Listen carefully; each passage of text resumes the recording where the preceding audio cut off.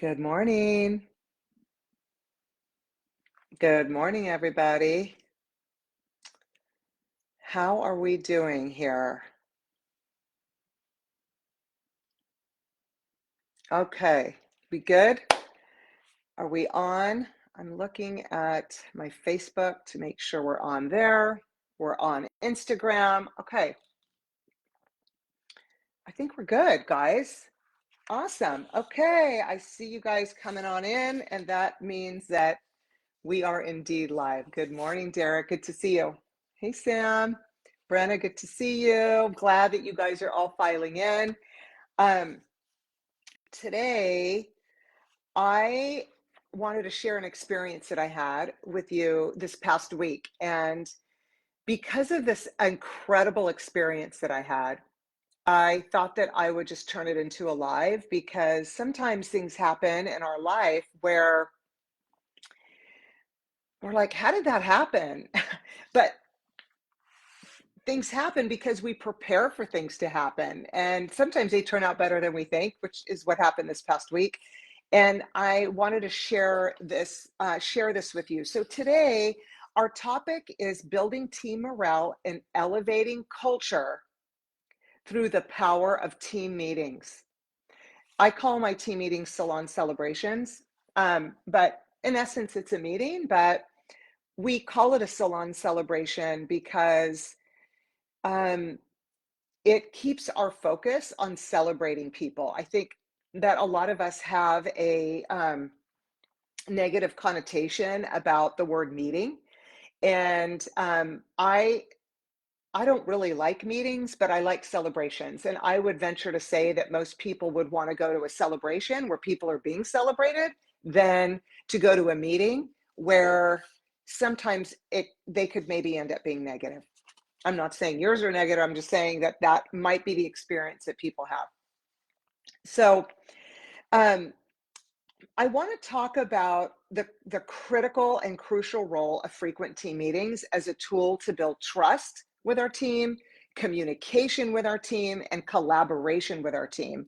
And ultimately, this leads to a thriving environment. And um, if I always talk about elevating our culture and team morale and all these pieces. These are layers of building a successful business, right? And so there are different systems that are in place in our business for a reason. Do I like to necessarily gear up for team meetings every 6 weeks? We have 8 of them a year. It's a lot because it takes us a month to put one together. It's usually 90 minutes. Sometimes it's 2 hours. But I want to share with you our last team meeting, which was last Tuesday. I want to share. I'm going to have a bragging moment. I'm just going to do it because I don't even know how else to put it. But can I brag for a minute? Um, so, like I said, we have our meetings about every 6 weeks, and this gets a little funky at the beginning of the year sometimes because we have our kickoff event in January. We usually have an education in February, March. So at the beginning of the year, I feel like the way they're set up, sometimes they're a little bit closer together than the 6 weeks, and it's just like, are we having another meeting again? And this is how it was for this past meeting in what was it, the beginning of May or April. It was like, oh, it's coming up again. So my manager called me about a month ago or so, and he said, I just feel like we have been having so many meetings, and should we just skip this one? And I thought for a minute, and he said, the team are like, another meeting or another salon celebration. And I said, yeah, we can't do that. We can't skip that. You know, we have things that we always want to cover. Of course, we call that our housekeeping, and I'll go over what that is. But the reason that we have them is to get together and connect. There's not always some giant main course to deliver. But if we look at why we have team meetings for all the reasons that I told you when I first at the top of the hour here, which is trust, communication, collaboration, connection. I mean, I could just go on and on. We can't skip it.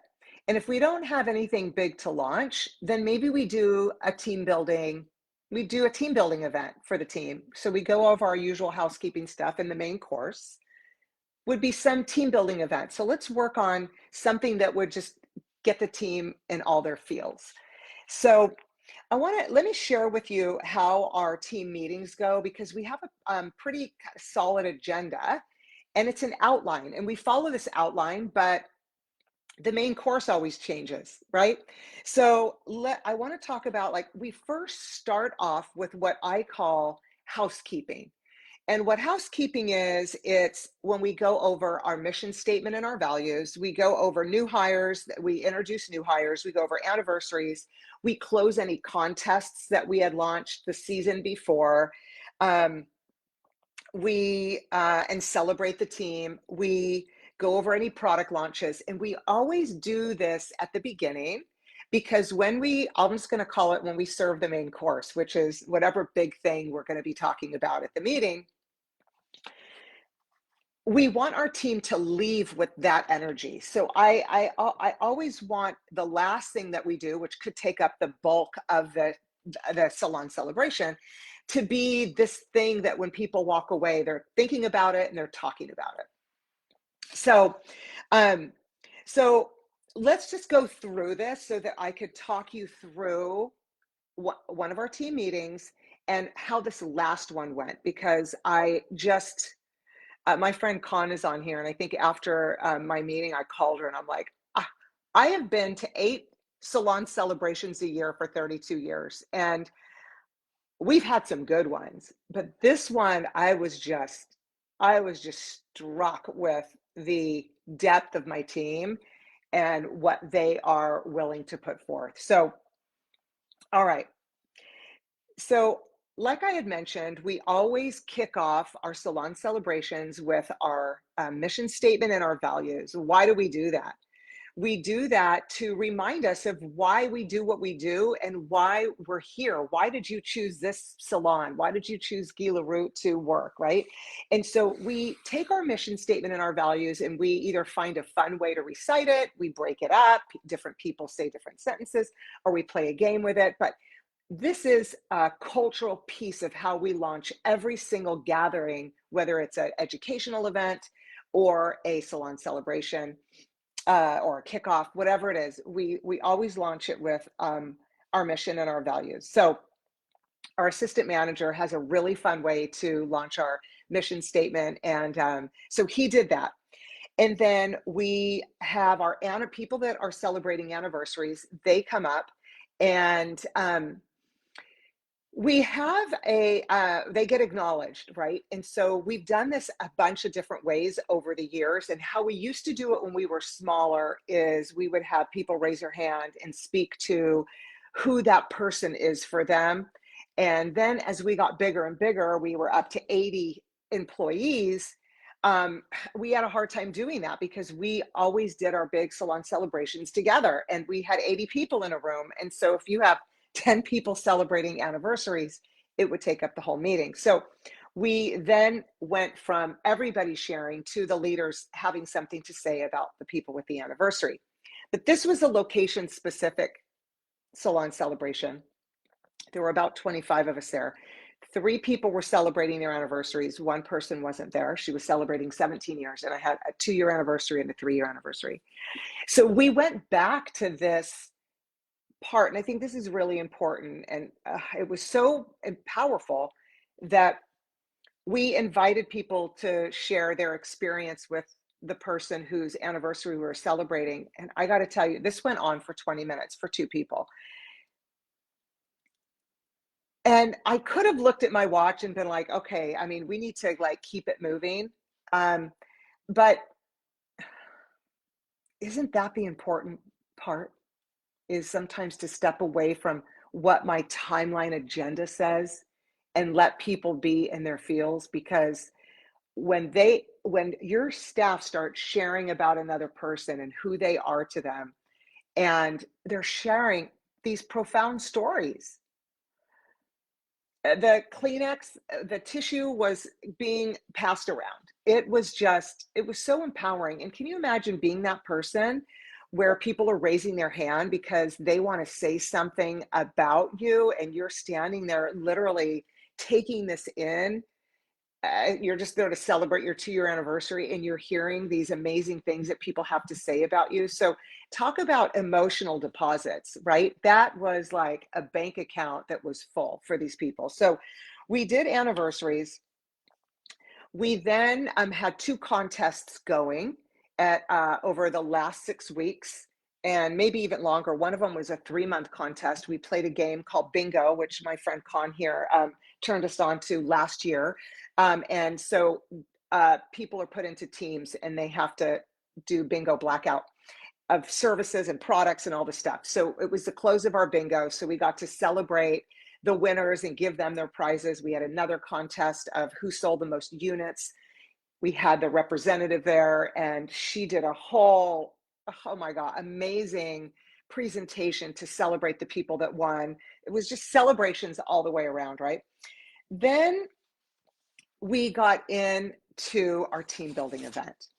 And the team building was an inspiration. I want to share this with you because it was profound.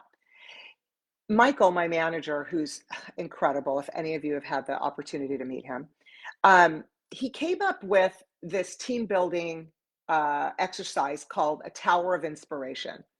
And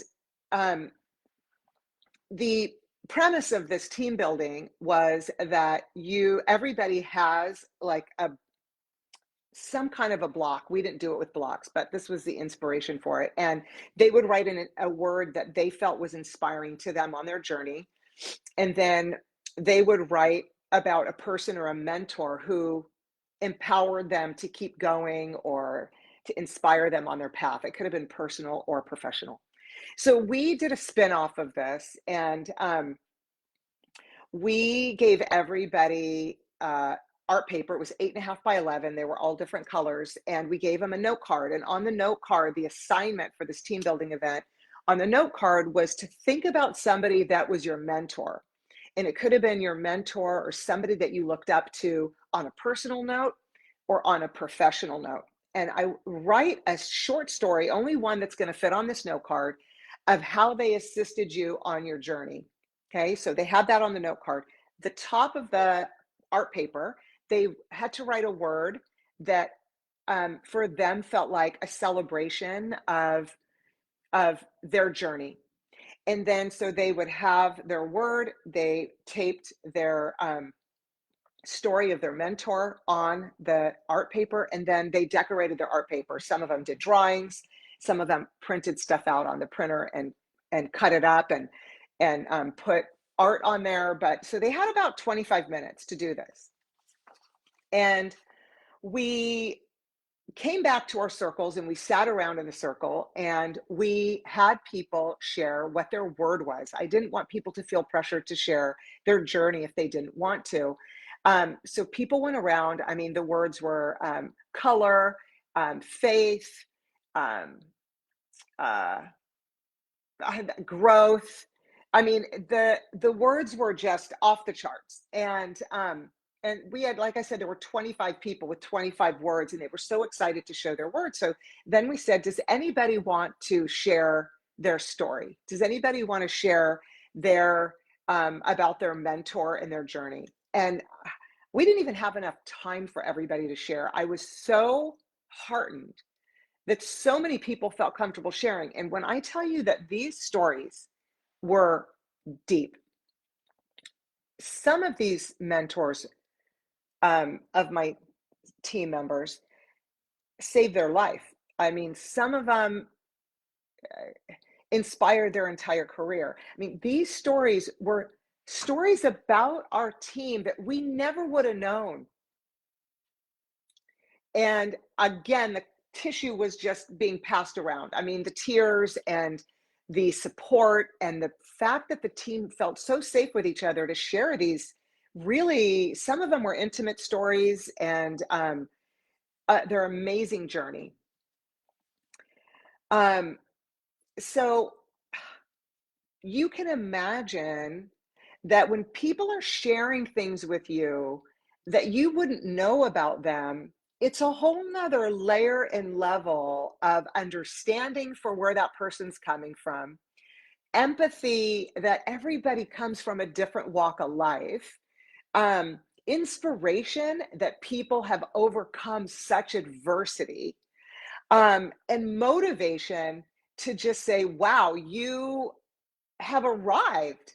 Um, so it was amazing. Okay, we couldn't build a tower. It was at the exercise was a tower of inspiration because it was paper, so we couldn't really build a tower. So what we did with everybody's piece of art is we put it in the back room and taped all the artwork on all of the cabinets, and we have lockers in our back room too. So all the lockers and all the cabinets have all of this artwork. You walk in our back room, and if you guys look back at a reel on my Carrie Davis Consulting Instagram page, a reel that I posted last week, you'll see the essence of this meeting and you'll see the back room because I took pictures of it. Um, the whole back room is filled with inspirational words of growth, of making it through adversity, inspiration. And it has turned into like a walkabout in the back room. And we don't have a big room. For those of you that have been to the salon, it's not really a big back room, but you walk around and you're reading these stories. And it has turned into not a tower of inspiration, but a room of inspiration. And I hope these always stay up because so our meeting was Tuesday. I hadn't been in the salon through the week, and then I went yesterday because my son got his haircut. And I went in the room and it just like, whoa, it took me back because these words have life. They're the team's life. And, I always hear people say and coaches say, don't get personal at work. And it's like, really? I mean, these are our people. What do you mean don't get personal? We love these people. And they're willing to come and give us their all. And that has to be acknowledged and respected and welcomed. And so I welcome it. I don't want to get caught up in people's drama. Let's have a boundary. But um, yeah, I want to know about your story. And I'm floored, honestly. And I have to say that um, some of our salon celebrations, I mean, they're all amazing. But some of them stand out. And I have to say, from going from the mindset of should we even have a salon celebration because it's so close to another one we had, to people walking away from this one. I have gotten so many text messages on this one, so many people sharing in their own stories about this journey of this salon celebration that they went to. Um, that I couldn't help but share that with you because I think that we have to think about what the experience is like for our staff working in the environment that they've chosen. People want to work in a place that make them feel good. Yes, that they make money for sure, but also they want to work in a place that make them feel good and feel seen and feel heard. And I got to tell you, that turned into exactly that. When I just explained to you kind of the steps, the agenda of our team meeting, nowhere in there did you hear that it was a bitch session. Nowhere in there did you hear that we were talking about that people aren't cleaning or people aren't dress coding the right way. Is there a time for that? Yes, but it's not at our salon celebrations. Now, if we have to address professionalism as a issue at a salon celebration, we will make a integrated, fun game, interactive, where people are collaborating on what professionalism looks like. But you will never come to one of our salon celebrations and walk away feeling like deflated, negative, like it was a bitch session ever. It is not allowed because that's not the place for it, right? We want people to show up and think to themselves, okay, there's going to be good food. Um, and when you see that reel that I posted last week, you will see the food. We took our whole color bar and made it like a dessert charcuterie board. It was it was amazing. So people walked in and had a bunch of junk food and some healthy food. But um, so what are you creating for your team that is building those kind of feels that create connectivity? So, of course, I'm going to have some steps for you. And if you guys have any questions, feel free to throw any questions in your comments, in the comment boxes. Uh, and I'm happy to answer them. So, I shared at the top of the hour that we have our team meetings pretty frequently. We have 8 a year, which is every 6 weeks. But in addition to that, we have daily huddles. So every morning we have a huddle where we share in the huddle our goal for the company, our company goals, like our daily goals. And did we hit them yesterday? What are we going to be working on today? Is somebody out sick? Is the washing machine broken? Who needs additional support for the day? What's the focus of the day? So that's what the huddle is. In the morning. So every morning, everybody gets a touch base. And for the people that open, we do it all together. For people that come in at some later shifts, we do one-on-ones with them and we go over what the huddle is about so that everybody's on the same page. So we don't call that a meeting. We call it really a touch base. We call it a huddle. We have weekly education in the salon for certain levels of our staff that go to weekly education. And then we have our salon celebrations. We have them every 6 weeks. So having this level of connectivity is critical to building the connection of the team, right? So here are I sat down and I said, what would be 5 successful team meeting steps that I would want you to take away? The first one would be to set a clear agenda and the desired outcome. And I talk about this a lot, desired outcomes when it comes to team meetings, when it comes to coaching. I believe in working backwards.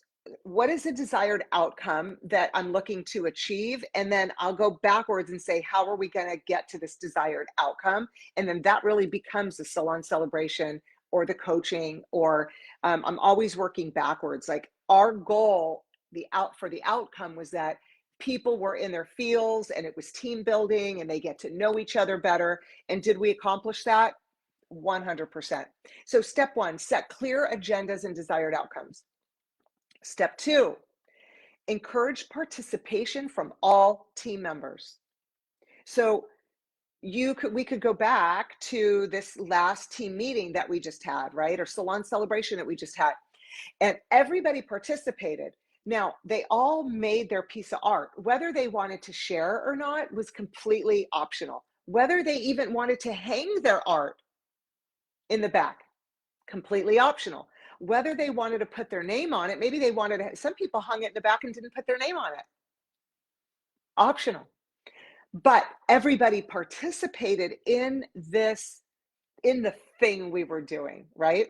So set clear goals, encourage participation. Number 3 is make it fun. People want to have fun. It doesn't have to be so intense. It doesn't always have to be about like some hard thing that we're trying to work on. Sometimes it just needs to be fun and active and connecting. But fun is the key word. It has to be fun in there.